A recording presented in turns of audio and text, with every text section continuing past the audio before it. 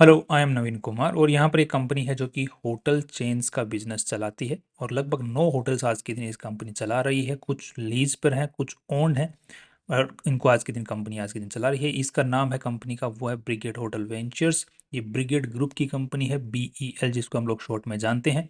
इस ग्रुप की एक कंपनी है और इसकी जो आज के दिन प्रमोटर है, जो IPO लेके आ रही है, इस कंपनी का प्रमोटर भी BEL ही है। सो इसका कोई डायरेक्ट प्रमोटर जैसे इंडिविजुअल लोग होते हैं वो इसके आज के दिन प्रमोटर नहीं है। इसकी होल्डिंग कंपनी है BEL, वो इसकी प्रमोटर है। नेक्स्ट यहाँ पर इसका जो IPO है वो 24 जुलाई से 28 जुलाई के बीच में खुलने वाला है। 90 का इन्होंने अपर बैंड सेट किया है और यहाँ पर 750 करोड़ रुपए उठाने का ट्राई कर रही है कंपनी। एंड यहाँ पर कंपनी जो पूरी वैल्यू लगाई वो 3400 करोड़ रुपए की लगाई जा रही है इस पूरी होटल चेन्स के बिजनेस की। नेक्स्ट यहाँ पर जो प्रमोटर्स है, जो BEL है जो कंपनी, उसके पास में 95% मालिकाना हक इस कंपनी के अंदर में था। आफ्टर दी IPO 74% रह जाने वाला है। That's again okay. नेक्स्ट यहाँ पर इनकी जो होटल चेन्स हैं, जो होटल्स हैं वो अलग अलग जगहों पर है। मोस्टली बैंगलोर के अंदर में 4 होटल्स हैं, बाकी मैसूरू, चेन्नई, पुणे, इन जगहों के ऊपर में भी इनकी होटल्स देखने को मिल रही हैं आज के दिन। नेक्स्ट अब थोड़ा सा RHP के अंदर नजर डाल के फिर कंपेयर करते हुए आगे फाइनल पॉइंट्स के ऊपर पहुंचेंगे। अब जो पैसे कंपनी उठा रही है उसको किस काम में लेने वाली है, तो यहाँ पे कंपनी या तो अपना लोन चुकाने में काम में लेने वाली है, एक अपनी सब्सिडरी है, इनके पास में एक ही सब्सिडरी है, उसका लोन चुकाने में काम में लेने वाली है, और बाकी जो कुछ ज़मीन खरीदने के अंदर में काम में लेने वाली है। BEL के बारे में आप लोग यहाँ पर जो कितने total number of shares BEL के पास में उसको इन्फॉर्मेशन देख सकते हैं। कोई केस वगैरह इनके ऊपर में खास देखने को नहीं मिल रहे हैं। साथ में इसकी जो शुरुआत है 2016 में ही हुई थी और उसके बाद में इन्होंने ये होटल्स वगैरह इस टाइम के ऊपर में एक्वायर की हैं। उसके आप इन्फॉर्मेशन माइलस्टोन्स को देख सकते हैं। इनकी सब्सिडरी का जो नाम है वो है SRP Prosperita hotel ventures limited, SPHVL। Next जो 50% मालिकाना हक जो है इनकी सब्सिडरी का इनके पास है, बाकी अदर्स के पास में। बट द पॉइंट इज कि इनके पास में जो CCPS जारी कर रखी है उनका 98% मालिकाना हक इसी कंपनी के पास में है। तो majority of the stake of the subsidiary is hold by this company. Next अब आप ये स्ट्रक्चर समझ गए। BEL सबसे ऊपर है, उसकी छोटी वाली सब्सिडरी IPO लेके आ रही है, उसकी सब्सिडरी जो अभी हमने डिस्कस किया। नेक्स्ट यहाँ पर निरूपा शंकर जी जो इस कंपनी का मैनेजिंग डायरेक्टर हैं, इनकी अच्छी खासी जो शेयर होल्डिंग इस कंपनी में भी है और BEL के अंदर में भी अच्छी खासी होल्डिंग देखने को मिल रही है। ये डायरेक्टरशिप होल्ड करते हैं और मैनेजिंग डायरेक्टरशिप भी यही होल्ड करते हैं इस पर्टिकुलर कंपनी के अंदर में, राइट। नेक्स्ट इनके पास में एक्सपीरियंस लगभग 15 साल का आज के दिन देखने को मिल रहा है। सो अच्छा खासा एक्सपीरियंस देखने को मिल जा रहा है। एज भी अभी ज़्यादा नहीं है। So that's again also great. Remuneration की बात करते हैं तो कुछ सैलरी इस पर्टिकुलर कंपनी से सैलरी इन्होंने पिछले साल तो ली नहीं थी, अगले सालों में जो लेने की कोशिश करेंगे तो बोल रहे हैं 1 करोड़ रुपए सैलरी लूंगा इस पर्टिकुलर कंपनी से, या फिर 2% प्रॉफिट लूंगा, जो भी ज़्यादा रहेगा वो ले लूंगा मैं। या तो प्रॉफिट ज़्यादा रहेगा 2%, मान के चलो अगर 100 करोड़ का कंपनी ने प्रॉफिट किया है तो यहाँ पर 2 करोड़ रुपए का नेट प्रॉफिट अगर 100 करोड़ निकला तो 2% का मतलब हो गया 2 करोड़ रुपए। 2 करोड़ रुपए अगर ज़्यादा है 1 करोड़ रुपए से तो मैं 2 करोड़ की सैलरी लूंगा। अगर मान के चलो कि 50 करोड़ की कमाई की है, राइट, तो वो पीछे बचा कितना, 2% तो 1 करोड़ आ गया, फिर से भी 20 करोड़ की है मान के चलो, तो 20 करोड़ के हिसाब से कितना आया, 40 लाख रुपए, तो मैं 1 करोड़ रुपए लूंगा। तो वो ये बोल रहे हैं यहाँ पर, ये आप लोग समझ गए होंगे। नेक्स्ट यहाँ पर इमूवेबल प्रॉपर्टीज की बात है। जो प्रॉपर्टीज हैं इनके पास में, जो होटल्स जिन पे खड़ी हुई हैं, वो सारी की सारी इनकी जो आज के दिन ओन्ड है या लीज पे हैं। तो यहाँ पर देखने को मिल रहा है कि मोस्ट ऑफ द जो प्रॉपर्टीज जो हैं वो लीज पर है और काफ़ी सारी जो है ओन्ड भी है, और 99 ईयर्स के लीज के ऊपर में, अभी लॉन्ग टर्म के लीज के ऊपर में यहाँ पर जो है वो यहाँ पर देखने को मिल रहा है। दैट्स ग्रेट, क्योंकि 99-100 ईयर्स के लीज के ऊपर का मतलब खरीदा हुआ ही मानो उसको 100 साल तक कोई उसके पास में लीज राइट रहेंगे कंपनी के पास में उस प्रॉपर्टी के, राइट। तो दैट्स ग्रेट। नेक्स्ट यहाँ पर और भी ये कुछ प्रॉपर्टीज़ हैं, इनको भी MOU वगैरह साइन हो चुके हैं। दैट मीन्स कि इनके पास में 9 होटल्स तो ऑलरेडी हैं और 5 और होटल्स भी ये खोलने वाले हैं। उनका एड्रेस भी यहाँ पर इन्होंने दे रखा है। नेक्स्ट यहाँ पर देखने को मिल रहा है कि इनके पास में जो एम्प्लॉयज़ हैं वो 1200 के आसपास में एम्प्लॉयज़ काम कर रहे हैं। But the negative point is की जो एम्प्लॉयज़ काम कर रहे हैं उनके अंदर में से 60% हर साल छोड़ दे रहे हैं कि भाई हमको नहीं करना आपके यहाँ पे काम, बहुत बेकार काम है भाई होटल का। मतलब employees are not happy with the company. Next यहाँ पर इबिस स्टाइल मैसूरू जो है वो, उसके बारे में इंफॉर्मेशन आप लोग यहाँ पर पढ़ सकते हैं। 130 होटल की चेन्स हैं, उसकी आप लोग फोटोज़ यहाँ पर देख पाएंगे। इस टाइप से 9 होटल्स हैं। तो मैं आपको 9 की 9 तो यहाँ पे नहीं दिखा सकता, बट कुछ दिखा देता हूँ इनके पास, आप लोग चेक कर सकते हैं। मोस्टली इनकी 4 होटल्स जो हैं वो बेंगलोर में ही हैं, बाकी अलग अलग जगहों के ऊपर में देखने को मिल रही है, राइट। नेक्स्ट यहाँ पर देख लेते हैं कि कंपनी का जो रेवेन्यू आ रहा है, जितना भी रेवेन्यू आ रहा है कंपनी के पास में, उसमें से 62% जो रेवेन्यू आ रहा है उसमें जो रेंट से ही कंपनी की कमाई तो रेंट से ही होने वाली है। ऑफ कोर्स होटल चला रही है तो रेंट किराए के ऊपर में कमरा दे के कमाएगी। तो मोस्टली 17% जो लोग हैं वो कॉर्पोरेट कस्टमर्स आते हैं, और 30% 31% कस्टमर जो इंडिविजुअल कस्टमर्स आते हैं। कंपनी मतलब कॉर्पोरेट कस्टमर को कंपनी बुकिंग करके दे रही है अपने एम्प्लॉयज़ के लिए, तो वहाँ पे एम्प्लॉय आके खुद बुकिंग नहीं कर रहा है। इंडिविजुअल बुकिंग जैसे हमारे जैसे लोग घूमने वाले जाते हैं, वो जाके काउंटर पे, भाई हमको एक कमरा चाहिए रात के लिए, 10 रात के लिए, वॉट, तो वो इंडिविजुअल बुकिंग के अंदर में आता है, और अदर्स के अंदर में बाकी है। यहाँ पर एजेंट्स के थ्रू भी इनकी अच्छी खासी बुकिंग देखने को मिल रही है, ट्रैवल एजेंट्स एंड इंटरमीडियरीज, और वेबसाइट के थ्रू भी इनका अच्छा खासा ऐप एंड वेबसाइट इनकी खुद की भी है, वहाँ से भी इनको बुकिंग देखने को मिल रही है। सो मोस्टली इनकी इन पर्सन बुकिंग ही होती है, या फिर एजेंट्स के थ्रू होती है, या फिर कॉर्पोरेट बुकिंग्स होती है। तो कॉर्पोरेट बुकिंग्स भी मोस्टली जो होती हैं एजेंट्स के थ्रू ही होती हैं। तो इसीलिए आप लोग देख रहे होंगे कि यहाँ पे एजेंट की बुकिंग और जो कॉर्पोरेट बुकिंग है वो सिमिलर सी है। नेक्स्ट यहाँ पर देखने को मिल रहा है कि इनकी जो ऑक्यूपेंसी रेट है वो कितनी है, तो 17% ऑक्यूपेंसी रेट, 78 तो लगभग 70 80 75 के आसपास में ऑन एन एवरेज, मांगो सॉरी 80% के आसपास में ऑन एन एवरेज इनकी ऑक्यूपेंसी रेट है। दैट मीन्स कि इनकी होटल्स जो हैं अच्छी खासी आज के दिन ऑक्यूपाइड रहती हैं, मतलब ज़्यादा खाली नहीं रहती हैं। 75 80% इज़ ग्रेट। नेक्स्ट यहाँ पर आप लोग इनका जो रेवेन्यू परसेंटेज है उनको चेक कर सकते हैं। नेक्स्ट अब थोड़ा सा हम देख लेते हैं कि टोटल मिला के इनकी 4 होटल्स तो हैं, बेंगलुरु में, कर्नाटका में, मैसूर में 2, चेन्नई के अंदर में 1, कोच्चि में 1, अहमदाबाद में 1, गुजरात के अंदर में 1 है। ओके सॉरी, पुणे में यहाँ पे इनकी कोई भी होटल वगैरह नहीं देखने को मिल रही है। राइट, तो अब थोड़ा सा देख लेते हैं कि इनकी जो बैलेंस शीट है वो क्या बोल रही है, इनके बारे में थोड़ा सा कंपेयर करने की भी कोशिश करेंगे दूसरी कंपनियों के साथ में, जो होटल्स चलाती हैं उनके साथ में, उनको मार्केट ने क्या वैल्यू दे रखी है। राइट, तो यहाँ पे टोटल पैसा जो लगा हुआ है कंपनी में वो है लगभग कितना, एक सेकेंड, 947 करोड़ रुपए, बट इसमें से जो इन्वेस्टर्स का पैसा है वो 102 करोड़ रुपए ही लगा हुआ है। उसके अलावा जितना भी पैसा है वो सारा का सारा उधारी का पैसा है। साथ में एक चीज़ का और ध्यान रखना, कंपनी ने अपनी जो प्रॉपर्टीज़ हैं उनकी रीवैल्यूएशन नहीं करवाई है। जिस भी कंपनी ने जिस भी प्राइस के ऊपर खरीदा है बस उसी प्राइस को बुक बैलेंस शीट में रखा हुआ है। रीवैल्यूएशन का मतलब, तो कोई आपने प्रॉपर्टी 2 लाख रुपए में खरीदी, तो आपने वहाँ पे मतलब पानी कोई ज़मीन आपने 2 लाख रुपए में खरीदी आज से 20 साल पहले, आपने अभी तक बैलेंस शीट में दिखा रहे हो वो 2 लाख रुपए ही दिखा रहे हो। राइट, तो उससे क्या कि बुक वैल्यू इफेक्ट होती है। तो इन्होंने जब 2017-16 से जब स्टार्ट किया बिजनेस, जो इन्होंने होटल जब जब एक्वायर की हैं, जिस जिस वैल्यू के ऊपर में एक्वायर की हैं, उनकी वैल्यूएशन उन्होंने इतनी ही दिखा रखी है अभी तक। राइट, अभी कितने साल हो चुके हैं, लगभग 7 8 साल हो चुके हैं, तो वैल्यूएशन उतनी चल रही है। अभी 7 8 साल में क्या वैल्यू बढ़ी नहीं है, बढ़ी है, but right they have not done the revaluation. अभी आपको एक चीज़ और बता दूं, मेरे को एक कंपनी का इंतज़ार है कि वो कंपनी कब अपनी रीवैल्यूएशन करवाएगी अपनी प्रॉपर्टीज़ की। मुझे लग रहा है उसमें मैसिव वैल्यू निकल के आने वाली है। उस कंपनी का नाम है PTL, आप लोग एक बार जाके चेक करो उसको। उसकी अगर रीवैल्यूएशन हुआ था शायद 2016-17 के अंदर में हुआ था, उसके बाद में उन्होंने रीवैल्यूएशन नहीं करवाया है। अगर वो रीवैल्यूएशन करवाएगी तो उसकी प्रॉपर्टीज़ की वैल्यू बहुत हाई निकलने वाली है। आई थिंक कि उसकी हाई निकलनी चाहिए, मुझे उससे उम्मीद है कि उसकी हाई निकलनी चाहिए। तो आई थिंक उसका जो स्टॉक है अगर रीवैल्यूएशन करवाता है तो लगभग डबल ट्रिपल होना चाहिए लगभग। बट अब रीवैल्यूएशन गेम बताया, आपने आपको मैंने एक एग्जांपल ही बता दिया कि आप जाके वहाँ पे चेक कर सकते हो, तो आपको रीवैल्यूएशन वाला गेम जो है वो समझ में आ जाएगा क्या होता है revaluation and everything. And next अब थोड़ा सा देख लेते हैं कंपनी की आज के दिन जो इक्विटी।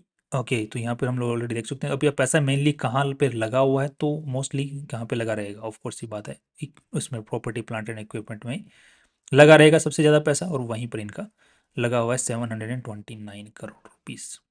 राइट, नेक्स्ट अब थोड़ा सा देख लेते हैं कंपनी की जो कमाई है वो कैसे चल रही थी। यहाँ पे 350 करोड़, फिर यहाँ पे 401 करोड़, फिर यहाँ पे 470 करोड़। तो अच्छी खासी कमाई जो है ग्रोथ में यहाँ पे देखने को मिल रही है। हर हर साल जो है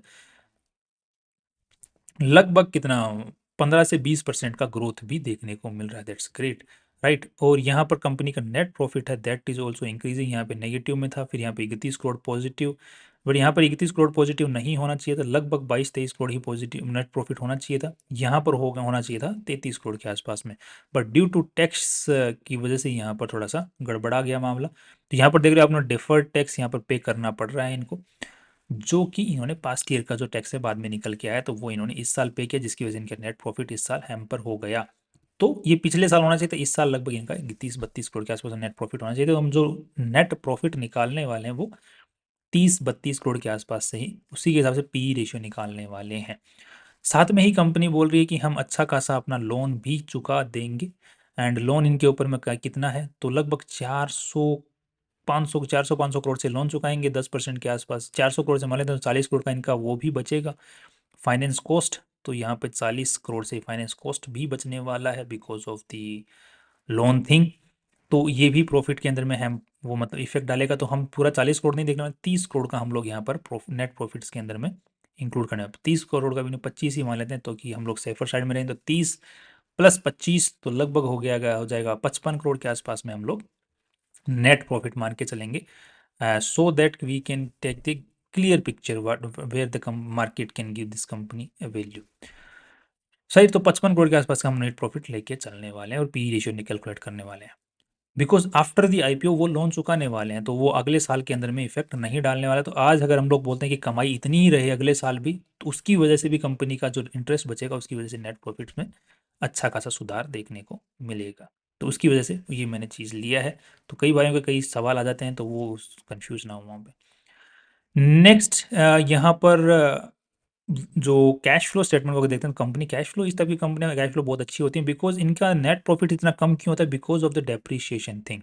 जैसे कि हमने पहले भी कई कंपनियों का देखा, जैसे इंडी क्यूब आया था अभी आईपीओ, उससे पहले स्मार्ट वर्क्स नाम से एक आईपीओ आया था, उनमें भी हमने देखा था कि कैश फ्लो का बड़ा गेम होता है बिकॉज ऑफ कि इनका जो डेप्रीशिएशन एक्सपेंस ये जो रेशियो होता है वो बहुत ज़्यादा होता है, जिसकी वजह से इनकी थोड़ी सी हवा टाइट होती है।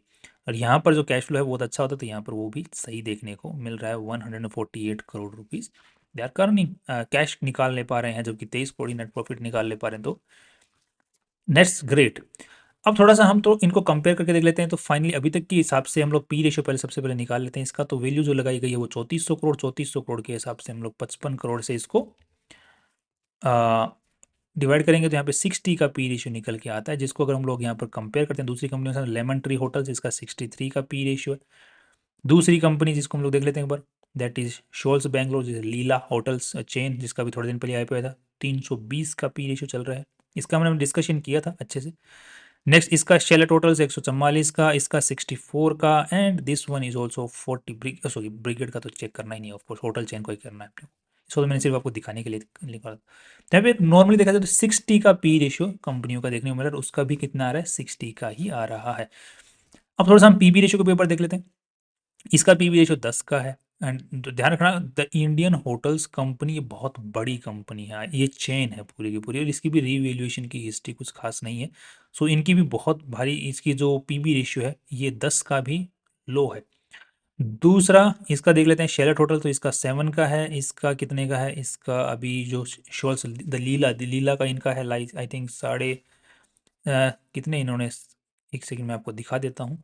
यहाँ पर 3.5 तो ऑलरेडी हैं और 2,500 इन्होंने और उठाए थे, तो लगभग 5,000 करोड़ के आसपास में मान लेते हैं। 3 का पीबी रेशियो है इनका लगभग। एंड इस कंपनी का यहाँ पे देखना, लेमन ट्री एंड होटल्स, इसका 10 का देखने को मिल रहा है। और जो आईपीओ लेके आ रही है कंपनी, इसका लगभग आज के दिन जो वैल्यू लगाई गई है इस पर्टिकुलर कंपनी की, दैट इज अराउंड, मतलब सॉरी, इसके पास में जो नेटवर्थ है वो है which hotel is the Brigade one. So okay, यहाँ पर मेरे को थोड़ा सा भरोसा नहीं हो रहा, यहीं पे देख लेता हूँ एक बार। 1 second, let me see over here, that is this one, total equity is 102 crore रुपया। इसमें से 15 डाउन आउट कर दोगे, सो लगभग पीछे बचेगा ठीक ठाक का लगभग कितना, 90 करोड़ रुपया। तो 90 करोड़ के अंदर में 700 करोड़ और कर दो, तो 800 करोड़ के आसपास में बनती है। सो 832, तो लगभग 4.1 4.2 के आसपास का पीबी रेशियो निकल के आता है, जिसको कंपेयर करते हैं सबके साथ में, तो सबके मुकाबले अच्छा है।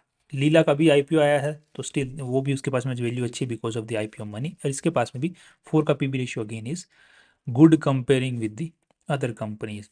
सो अब फाइनल टेक क्या बना, final take is positive, right. And जो पर्टिकुलर होटल चेन्स की जो कंपनियां हैं, इनके पास में जो वैल्यू एक्चुअली होती है वो वर्थ होती है उस एसेट की, वहाँ पे उस होटल के जगह की, वो असली वैल्यू होती है। तो नेक्स्ट यहाँ पर आज के दिन इनके पास में होटल्स हैं, अच्छी चल रही है, अच्छी वैल्यू जो मार्केट में चल रही है उनके बराबर लगाई है। फ्यूचर में 5 और होटल्स आने वाली हैं, अच्छी अच्छी जगहों पे आने वाली हैं, दैट्स अगेन ग्रेट। और जो कंपनियां चला रही हैं, जो कि चेन है, जो वो प्रीमियम क्लास कैटेगरी की आती है, और 80% ऑक्यूपेंसी रेट है, दैट्स अगेन ग्रेट। और साथ में ही जो ग्रोथ है वो भी अच्छी देखने को मिल रही है। साथ में एक चीज़ मैं आपको और दिखा देता हूँ, that I should show it to you, ताकि आपको अच्छे से और वैल्यू समझ में निकल आए। यहाँ पर जो मेन वैल्यू निकल के आती है इनकी डेप्रिसिएशन, और इनको नहीं, इनकी जो ऑपरेटिंग प्रॉफिट्स हैं इनको देखो।